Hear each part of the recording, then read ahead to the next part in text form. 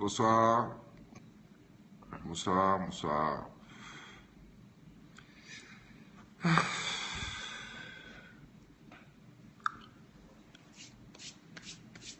Bon, j'ai des révélations très importantes à faire. J'espère que cette vidéo sera diffusée largement, tout simplement les amis, parce que les deux protagonistes de cette histoire ne veulent surtout pas que ce que je vais vous dire, que ce que je vais vous raconter maintenant soit diffusé. D'accord ?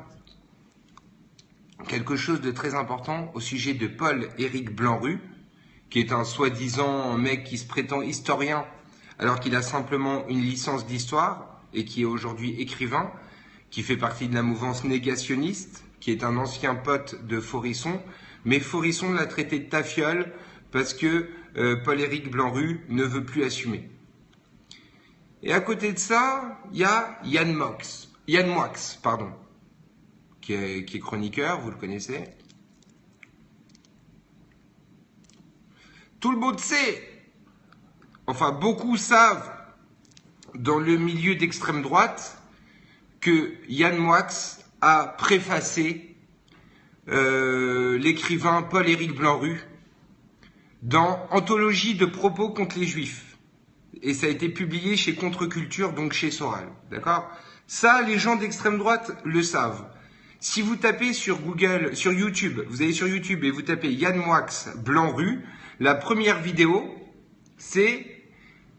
la deuxième vidéo, c'est Yann Moix s'enfuit quand on le questionne sur sa préface du livre de Paul-Éric Blanru.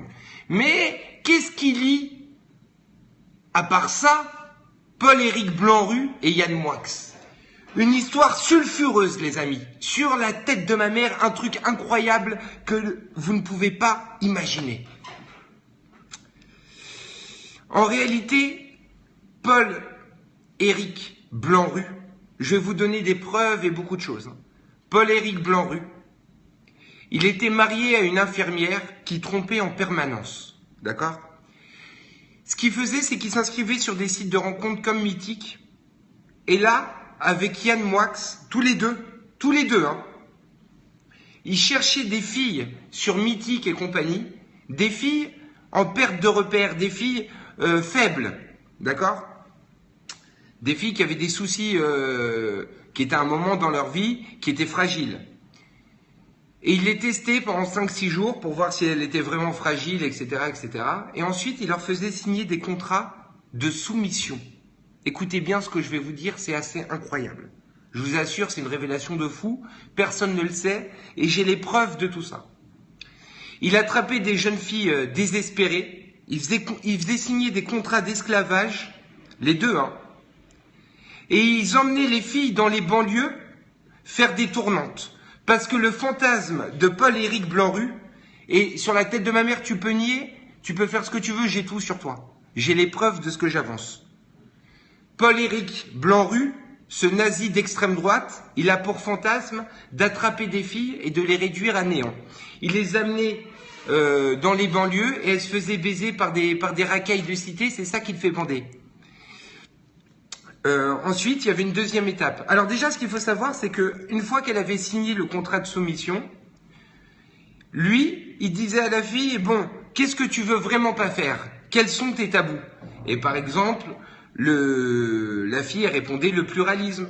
Et directement, le jour même, une fois qu'il avait signé le contrat de soumission, il l'amenait de force faire la chose qu'elle voulait pas. Si par exemple, elle voulait pas faire, je sais pas, la sodomie, la première chose qu'il faisait, c'est la faire enculer par toute une pile de personnes.